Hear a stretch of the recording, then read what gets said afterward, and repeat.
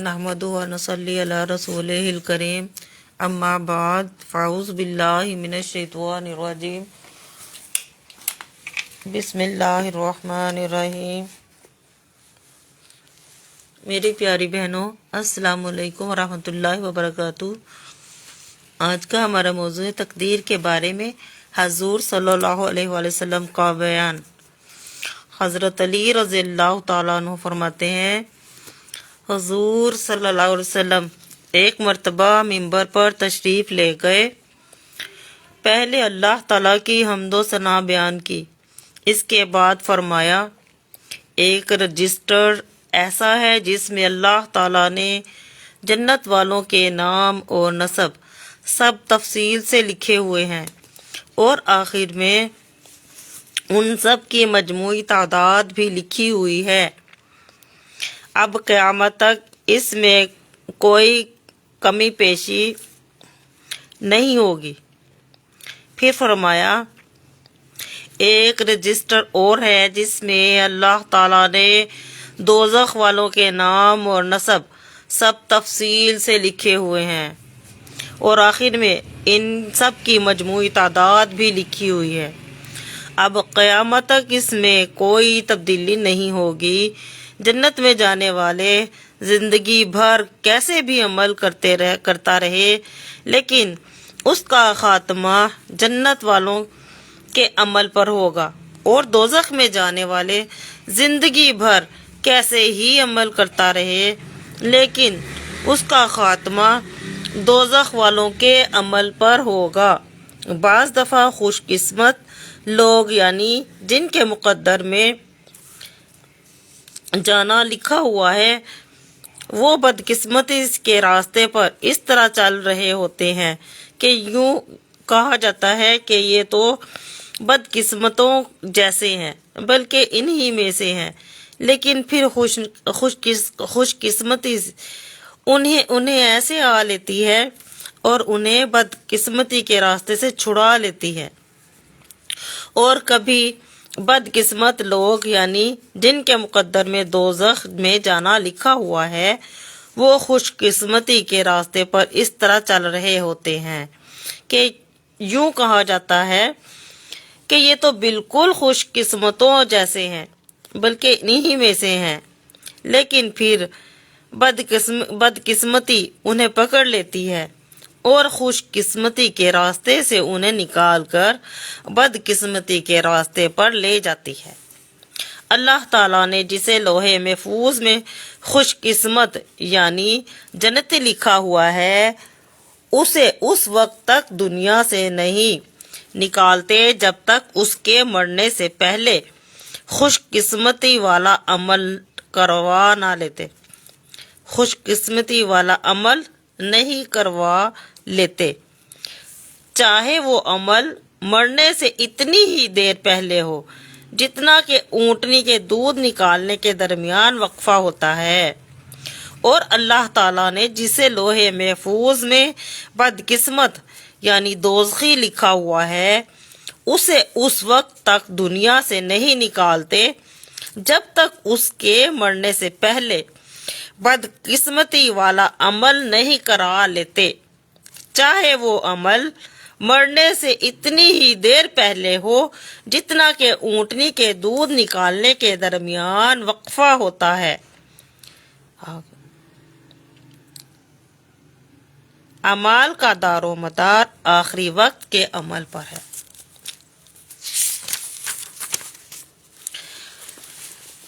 حضور صلی اللہ علیہ وسلم کی رشتہ داری کے فائدے دینے کے بارے میں حضور نبی کریم صلی اللہ علیہ وآلہ وسلم کا بیان۔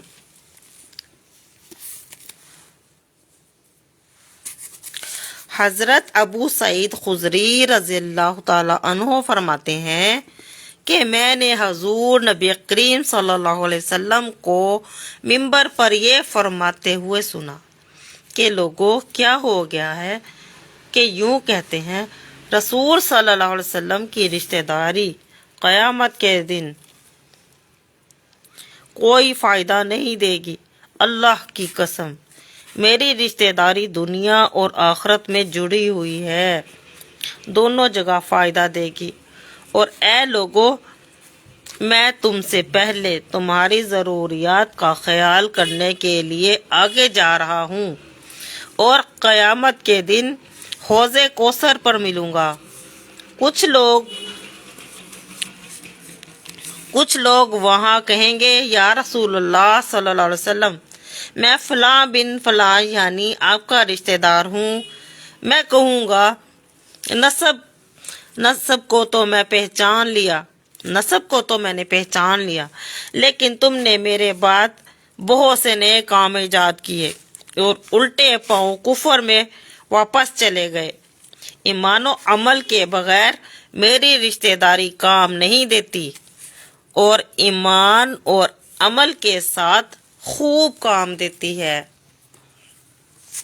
حکام اور صدقات کی وصولی کا کام کرنے والے کے بارے میں حضور نبی کریم صلی اللہ علیہ وسلم یوں فرماتے ہیں۔ حضرت ابو سعید رضی اللہ تعالیٰ عنہ فرماتے ہیں، ایک مرتبہ حضور نبی کریم صلی اللہ علیہ وسلم نے ہم لوگوں میں بیان فرمایا، اور اس بیان میں یہ ارشاد فرمایا، غور سے سنو، قریب ہے کہ مجھے اس دنیا سے بلا لیا جائے گا اور میں یہاں سے چلا جاؤں۔ میرے بعد ایسے لوگ تمہارے حاکم بنیں گے جو ایسے عمل کریں گے جنہیں تم جانتے پہچانتے ہو۔ ان کی اطاعت صحیح اور اصل اطاعت ہے۔ کچھ عرصہ ایسا ہی ہوگا، لیکن اس کے بعد ایسے لوگ تمہارے حاکم بن جائیں گے جو ایسے عمل کریں گے جنہیں تم جانتے پہچانتے نہیں ہو۔ جو ان کی قیادت غلط کاموں میں کرے گا اور دنیاوی کاموں میں ان کا فائدہ چاہے گا، وہ خود بھی برباد ہوگا اور دوسروں کو بھی برباد کرے گا۔ جسمانی طور پر تو تم ان سے ملے جلے رہو، لیکن غلط اعمال میں تم ان سے الگ رہو۔ البتہ ان میں سے جو اچھے عمل کرے، تم اس کے اچھے عمل کرنے کی گواہی دو، اور جو برے عمل کرے، تم اس کے برے عمل کرنے کی گواہی دو۔ حضرت ابو حمید ساعدی رضی اللہ تعالی عنہ فرماتے ہیں، حضور نبی کریم صلی اللہ علیہ وسلم نے ایک آدمی کو صدقات، عشرہ، زکوٰۃ وصول کرنے کے لیے بھیجا۔ وہ اپنے کام سے فارغ ہو کر حضور اقدس صلی اللہ علیہ وآلہ وسلم میں آیا اور کہنے لگا، یا رسول اللہ صلی اللہ علیہ وآلہ وسلم، یہ مال اور جانور جو آپ کے پاس ہیں، یہ مجھے ہدیہ میں ملا ہے۔ حضور نبی کریم صلی اللہ علیہ وسلم نے اس سے فرمایا، تم اپنے ماں باپ کے گھر بیٹھ کر کیوں نہیں دیکھ لیتے کہ تمہیں ہدیے ملتے ہیں یا نہیں؟ پھر شام کو حضور صلی اللہ علیہ وسلم بیان کے لیے کھڑے ہوئے۔ پہلے کلمہ شہادت پڑھا، پھر اللہ کے شایان تعریف کی، اور پھر فرمایا، اما بعد، صدقات کی وصولی کے لیے جانے والے کو کیا ہوا؟ ہم اسے صدقات وصول کرنے کے لیے بھیجتے ہیں، وہ واپس آ کر ہمیں کہتا ہے، یہ تو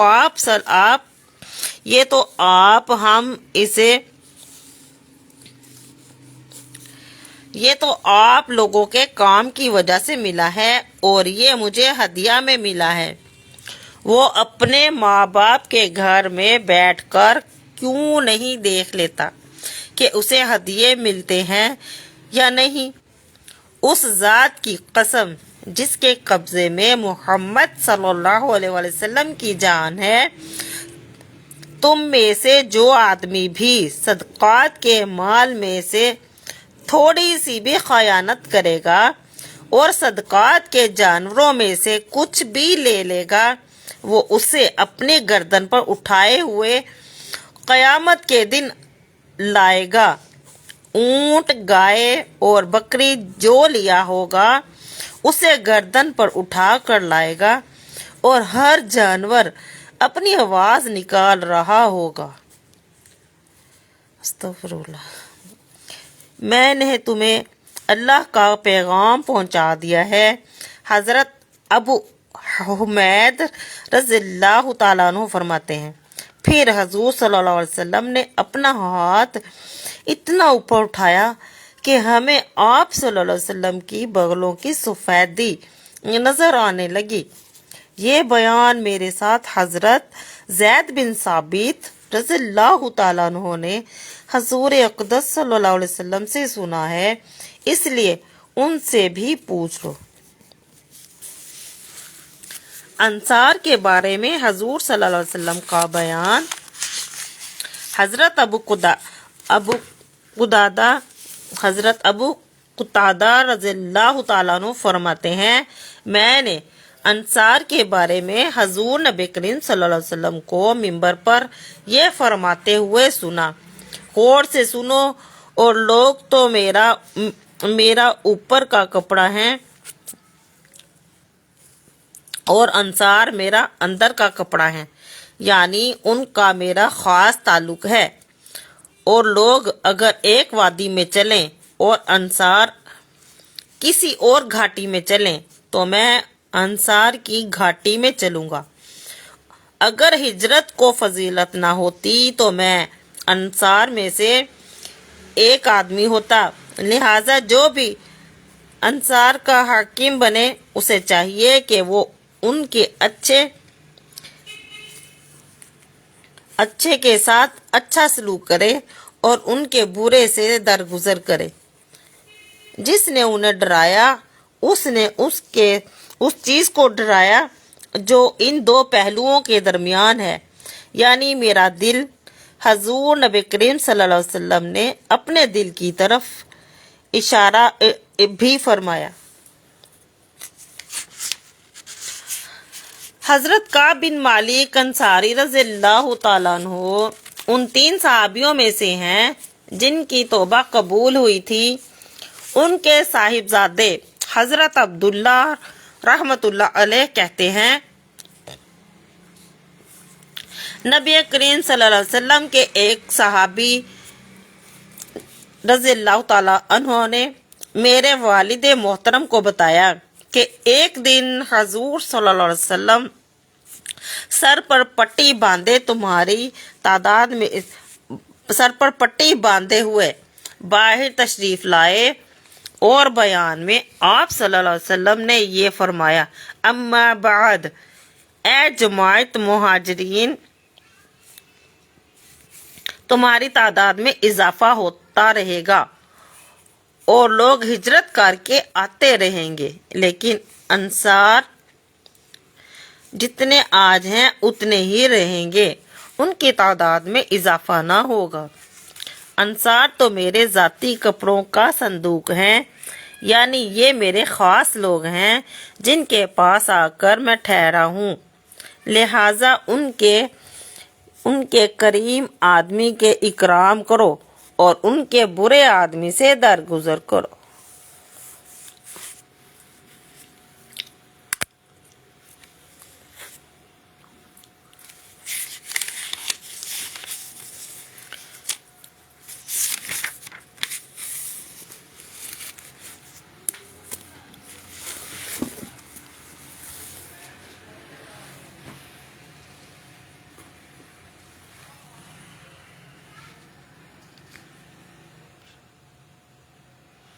مانس میں کمنٹ کہاں سے یاد دیکھتے ہیں؟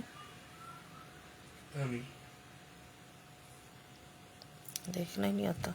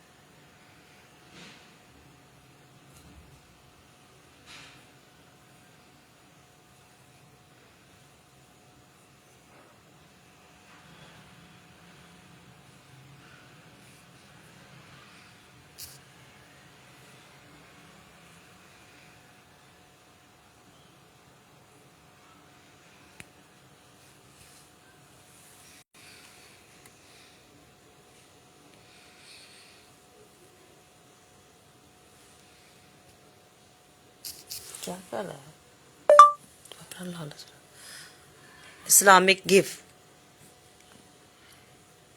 Islamic gift